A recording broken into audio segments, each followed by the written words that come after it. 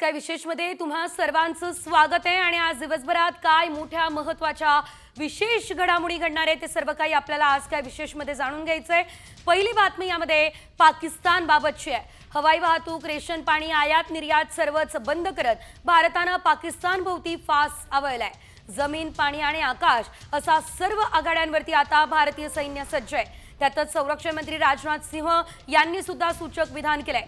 दुसरी बातमी आता धाकधूक वाढवणारी आहे, कारण अगदी काही तासांमध्ये 12वीचा निकाल लागणार आहे। त्याची प्रत्येक अपडेट आपण साम टीव्हीवर बघणार आहोत। तिसरी बातमी तितकीच महत्त्वाची आहे, कारण ही बातमी राज्यावरच्या अवकाळी संकटाची आहे। कोकण, मध्य महाराष्ट्र, विदर्भ आणि मराठवाड्याला मुसळधार पावसाचा इशारा देण्यात आलेला आहे।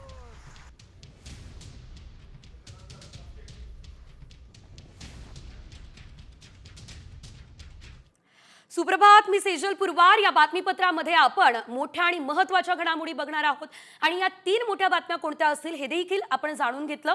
सुरुवातीला बातमी भारत आणि पाकिस्तान संदर्भातली आहे।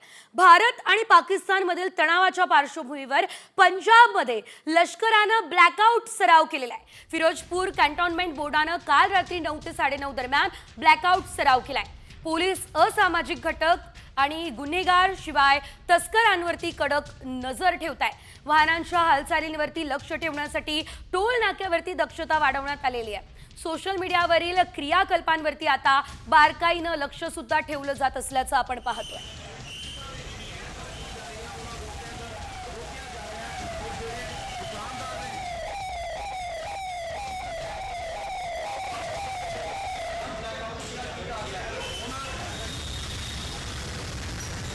मोठी बातमी आपण बघतोय, पाकिस्तानला धडकी भरलेली आणि त्यामुळे ब्लॅकआउटचा सराव सध्या सुरू असल्याचं बघायला मिळतंय। एकंदरीत आपण जर बघितलं तर पाकिस्तान सध्या मोठ्या प्रमाणात खबरदारी घेताना दिसतोय, अलर्ट झालेला आहे। भारताकडून कधीही हल्ला होऊ शकतो याची भीती खरं तर पाकिस्तानला सध्या वाटते।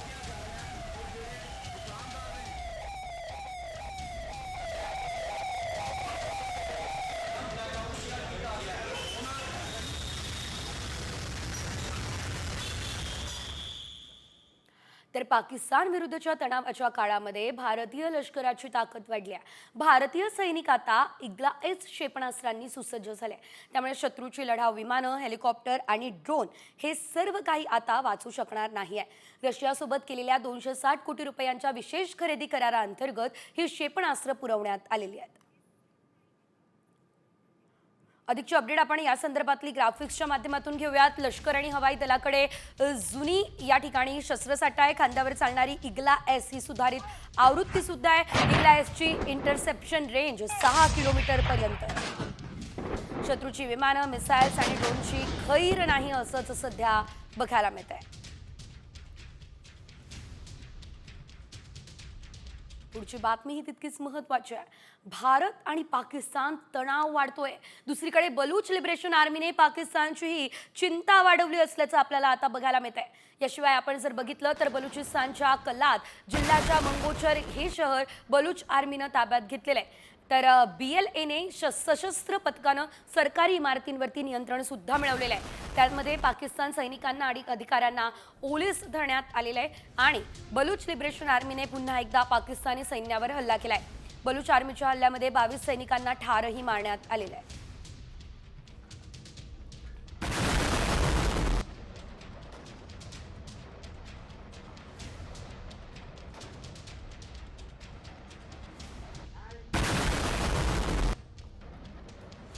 पुढे आणखी एक मोठी बातमी आहे।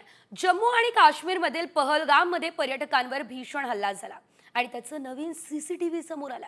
साम टीव्हीवर आपण ती दृश्य पाहू शकतोय। 22 एप्रिलला झालेल्या हल्ल्यानंतर दहशतवादी जवळच्या जंगलात पळून गेले असल्याचं देखील आपल्याला बघायला मिळालं। मात्र या हल्ल्यातून बचावलेले पर्यटक आणि स्थानिक नागरिक सुरक्षेसाठी मार्केटच्या दिशेने धावलेले आहेत। हे या नवीन फुटेजमध्ये दिसतंय आणि या फुटेजमुळे हल्ल्याच्या तपासाला नवीन दिशा सुद्धा मिळाली आहे। अधिकची अपडेट ग्राफिक्समध्ये घेतोय। पहलगाममधील 22 एप्रिलच्या दहशतवादी हल्ल्याचं CCTV फुटेज आता समोर आलेलं आहे। बैसरन मेडोज जवळी दुपारी 3:40 हे CCTV फुटेज आहे। पर्यटक आणि स्थानिक लोक जीव वाचवण्यासाठी सैरावैरा पळतानाचा व्हिडिओ समोर येतोय। पर्यटक स्थानिक नागरिक सुरक्षेसाठी मार्केटच्या दिशेने धावल्याचं नवीन फुटेजमध्ये दिसतंय. नव्या सीसीटीव्हीमुळे पहलगाम हल्ल्याच्या तपासाला नवीन दिशा मिळण्याची शक्यता आहे.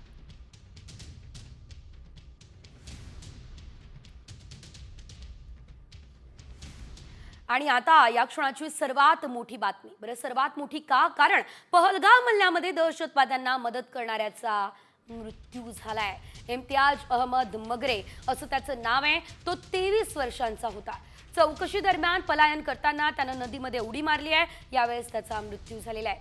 नदीमध्ये उडी मारतानाचा व्हिडिओ आता समोर आलेला आहे. तर त्यानं आत्महत्या केल्याचं सध्या बोललं जात आहे. त्यानं खरं तर शस्त्रसाठा जो आहे तो पुरवलेला होता आणि त्यानंतर त्यानं या दरम्यान नदीमध्ये उडी मारली असल्याचं कळत आहे.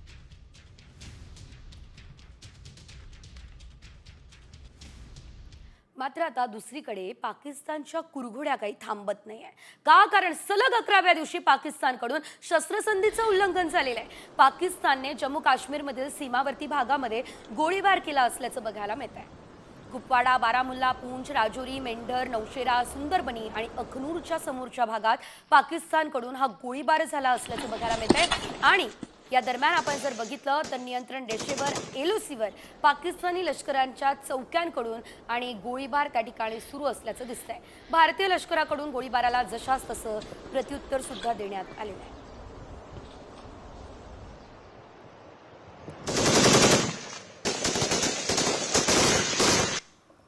आणि आता आणखी एक मोठी बातमी.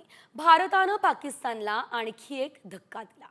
भारत सरकारनं चिनाब नदीवरील बगलिहार या धरणातून पाकिस्तानला जाणारा पाण्याचा प्रवाह थेट थांबवला. तर झेलम नदीवरील किशनगंगा धरणाचे देखील पाणी थांबवण्याचा निर्णय आता घेतला जाऊ शकतो. पहलगाम दहशतवादी हल्ल्यानंतर भारतानं पाकिस्तान विरोधात अनेक महत्त्वाची पावलं उचलली. त्यामुळे पाकिस्तानला धडा शिकवण्यासाठी भारतानं आता पाणी रोखण्याचा निर्णय घेतलेला आहे.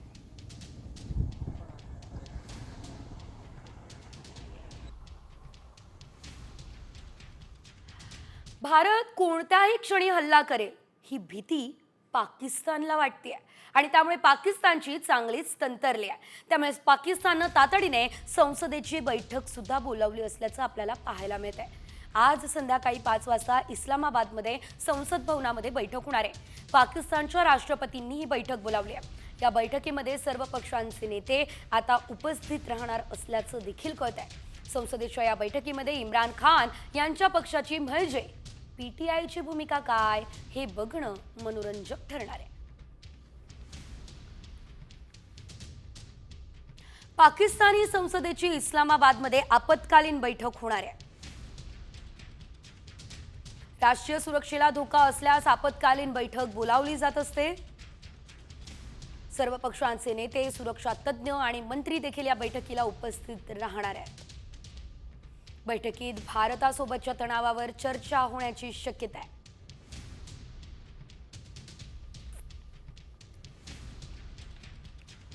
तर या बैठकीमध्ये काय होतं हे तर आपण बघणार आहोतच. मात्र भारत आणि पाकिस्तानमधील तणावाच्या पार्श्वभूमीवर संयुक्त राष्ट्र सुरक्षा परिषदेची ही आज बैठक आहे. या बैठकीमध्ये आपण जर बघितलं तर पाकिस्तान आणि भारत यांच्यातील सध्याच्या परिस्थितीवरती चर्चा होणार आहे. भारताकडून पाकिस्तानी दहशतवादाचे पुरावे सादर केले जाऊ शकतात. तर संयुक्त राष्ट्र सुरक्षा परिषदेने पहलगाम दहशतवादी हल्ल्याचा तीव्र निषेध केलाय. त्यामुळे आता आजच्या बैठकीकडे सर्वांच्या नजरा आहे.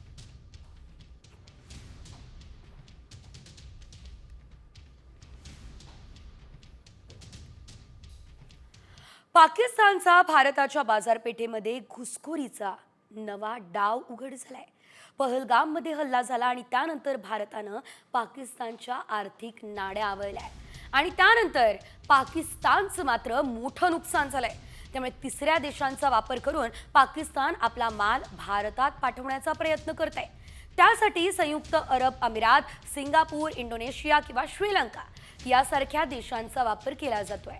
त्यामुळे भारतीय सुरक्षा यंत्रणा आणि अधिकारी सतर्क झालेत.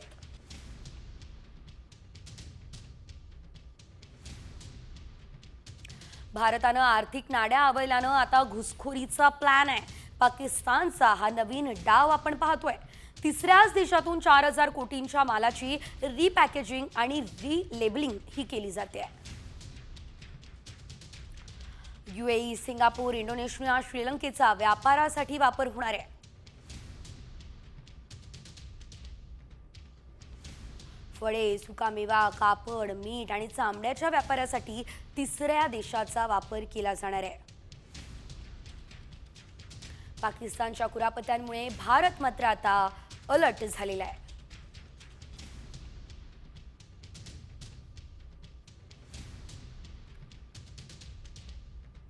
बरं, पाकिस्तानच्या कुरापती आपण पाहिल्या.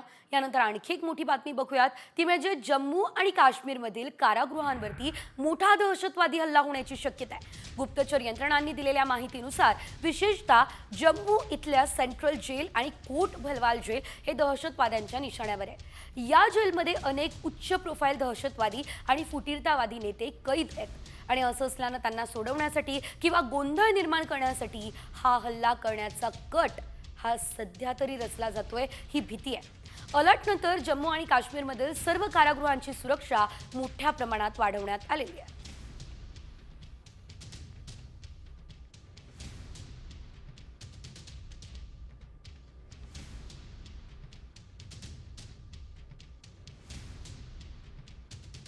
जम्मू काश्मीरमधल्या जेलवरती हल्ला होण्याची शक्यता आहे. जेलमध्ये हाय प्रोफाईल दहशतवादी कैद आहेत आणि त्याच जेलवरती हल्ला होण्याची शक्यता आहे. त्यामुळे आता जेलची सुरक्षा सुद्धा वाढवण्यात आली असल्याचं आपल्याला बघायला मिळत आहे. जम्मू काश्मीरचा हा मोठा आणि हाय प्रोफाईल जेल आहे. भारत आणि पाकिस्तान यांच्यामध्ये जो तणाव आहे या संदर्भातल्या सर्व मोठ्या आणि महत्त्वाच्या अपडेट बघणार आहोत. मात्र पुढची बातमी दिव्यातून आहे, कारण दिव्यात हळदी कार्यक्रमामध्ये बैल उधळलाय. हळदीच्या कार्यक्रमामध्ये बैलाला नाचवणं चांगलंच अंगलट आलं असल्याचं देखील आपल्याला बघायला मिळतंय. कल्याण शिररोडवरील पडले गावामध्ये पाटील कुटुंबियांच्या घरी रविवारी हळदीचा कार्यक्रम आयोजित करण्यात आला आणि या कार्यक्रमात आलेले पाहुणे आणि कुटुंबीय या दरम्यान बैल नाचवत होते. दरम्यान तरुणांनी ऑर्केस्ट्रा समोर बैल आणला आणि त्याच्या समोर पैसे उधळायला सुरुवात केली.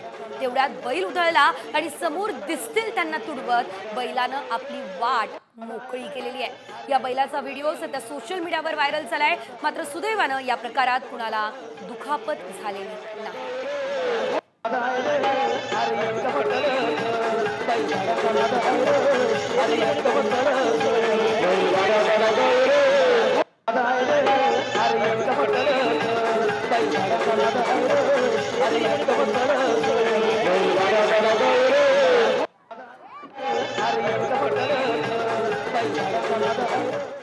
आणि यानंतर पुढे घेऊयात वेगवान स्वरूपात बातम्यांची अपडेट आणि सुरुवातीला पाहूयात युद्धासंदर्भातल्या काही घडामोडी. भारत आणि पाक तणावाच्या दरम्यान तुर्कीची युद्धनौका पाकिस्तानात पोहोचली. भारताच्या नौदलाची ताकद पाहून पाकिस्तानचे पंतप्रधान शहबाज शरीफ हे घाबरले असल्याचं देखील बघायला मिळालं. त्यांनी आता तुर्कीची मदत घेतली आणि त्यानुसार तुर्कीची युद्धनौका TCG ब्युकाडा कराचीला पोहोचली आहे. पाकिस्तानचा आणखी एक नवीन आणि धक्कादायक कट समोर आलाय. पाकिस्तान POK मधील नागरिकांना शस्त्र प्रशिक्षण देतोय. दहशतवादी हल्ल्यानंतर वाढत्या तणावाच्या पार्श्वभूमीवरती आता पाकिस्तान सतर्क झालाय. त्यामुळे भारतीय गुप्तचर यंत्रणा देखील कसून तयारीला लागली आहे. भारत आणि पाकिस्तानमध्ये तणाव वाढतोय. असं असताना अन्न टंचाईच्या भीतीने POK मधील नागरिकांना आता त्या ठिकाणी भीती वाटायला लागली आहे. संघर्ष वाढल्यास POKला होणाऱ्या अन्न पुरवठ्यामध्ये अडथळा निर्माण होऊ शकतो. अन्नाच्या किमतीही वाढू शकतात. त्यामुळे सावधगिरीचा उपाय म्हणून POK मधील अनेक लोक गहू साठवून ठेवतात. या देशाचं सरकार या भ्याड दहशतवादी हल्ल्याविरोधात कारवाई करेल आणि मृतांना न्याय मिळवून देईल, हा विश्वास AIMIM प्रमुख असुद्दीन ओवैसी यांनी व्यक्त केलेला आहे. आणि आम्ही आशा करतो की देशाचे पंतप्रधान असं काही करतील की पाकिस्तान भारतात येऊन कुणाला मारण्यापूर्वी 100 वेळा विचार करेल, असंही ओवैसी म्हणाले.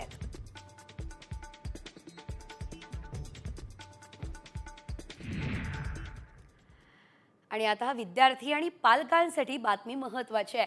HSC बोर्डाचा अर्थातच 12वीचा निकाल आज ऑनलाईन जाहीर होणार आहे. विद्यार्थ्यांना दुपारी 1 वाजता ऑनलाईन हा निकाल बघता येणार आहे.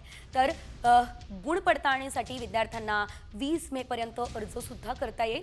12वीची परीक्षा 11 फेब्रुवारी ते 18 मार्च 2025 या कालावधीमध्ये पार पडलेली होती आणि आता त्याच परीक्षेचा निकाल लागणार आहे.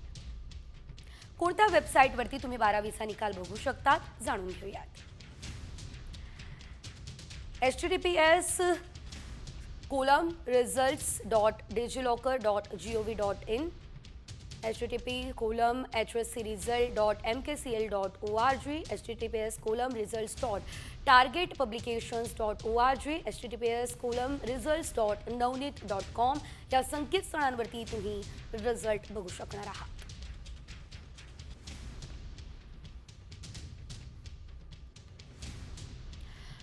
आणि यानंतर आता बातमी महसूल मंत्री चंद्रशेखर बावनकुळे यांनी भाजप पदाधिकाऱ्यांना दिलेल्या एका आदेशाची. काँग्रेसला फोडा, काँग्रेसला रिकामी करा हे निर्देश बावनकुळेंनी पदाधिकाऱ्यांना दिले. काँग्रेस पक्षात काही शिल्लक राहिलं नाही असंही ते म्हणाले. तर पुण्यात पदाधिकाऱ्यांच्या संवाद मेळाव्यामध्ये ते बोलत होते.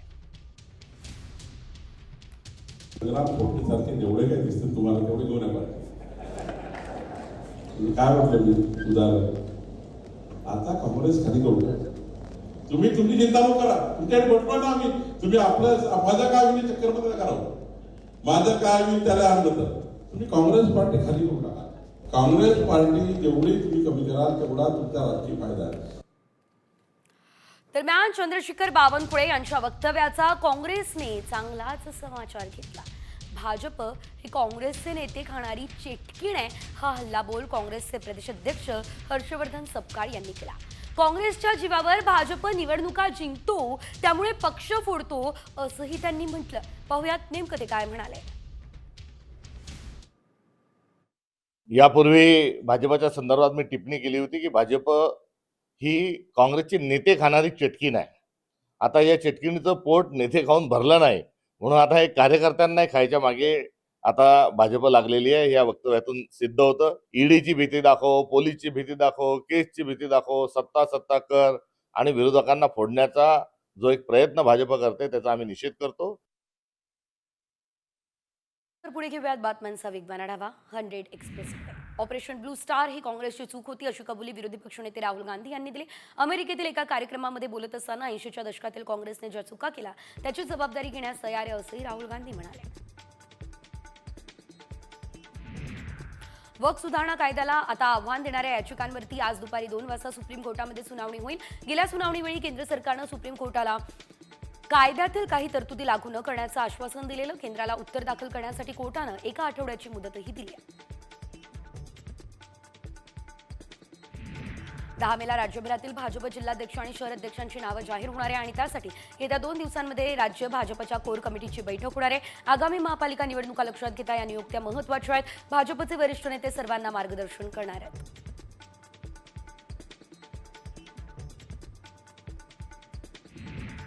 रिपब्लिकन पक्षाचे राष्ट्रीय अध्यक्ष केंद्रीय सामाजिक न्याय राज्यमंत्री रामदास आठवले थोडक्यात वाचलेले आहेत. काल सिक्कीम दौऱ्यावरती असताना गंगाटोककडे येताना एक भलं मोठं झाड आठवलेंच्या गाडीसमोर कोसळलंय. यावेळेस आठवले स्वतः गाडीतून उतरले आणि झाड रस्त्याच्या बाजूला करण्यास त्यांनी मदतही केली.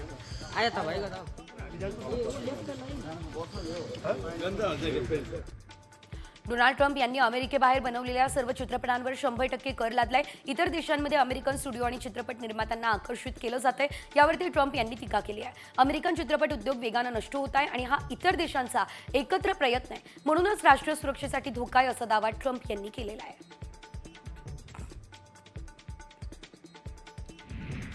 मुंबई ते नागपूर हा प्रवास आता अधिक वेगवान आणि आरामदायी होणार आहे. लवकरच या मार्गावर वंदे भारत एक्सप्रेस धावणार आहे. त्यामुळे प्रवाशांना जवळपास 5 ते 6 तासांची मोठी बचत होईल. ही सेमी हाय स्पीड ट्रेन महाराष्ट्रातील 2 महत्त्वाच्या शहरांमध्ये कनेक्टिव्हिटी मजबूत करेल. त्यामुळे मुंबई ते नागपूर हा प्रवास काही तासांमध्ये पूर्ण होईल. पुणे शहरामध्ये आजपासून काही भागात पाणी कपातीला सुरुवात होईल. दक्षिण पुण्यामध्ये आजपासून रोटेशन पद्धतीनं पाणी कपात केली जाणार आहे. पुण्यातील सिंहगड रस्ता भाग, सहकारनगर, धनकवडी, बालाजीनगर, आंबेगाव पठार, दत्तनगर, संतोषनगर, कात्रज, भारती विद्यापीठ परिसर, कोंढवा, बुद्रुक या भागाचा यामध्ये समावेश आहे आणि त्यामुळे पाणी जपून वापरण्याचं आवाहन महापालिकेकडून केलं जातंय. पुणे रेल्वे स्थानकाच्या परिसरामध्ये वाहतूक कोंडी सोडवण्यासाठी प्रशासनानं मोठा निर्णय घेतला. स्थानकाच्या आवारामध्ये आता नो पार्किंग जारी केलेली आहे. प्रवाशांची ने-आण करणाऱ्या वाहनांना आणि रिक्षांना मुभा असणार आहे.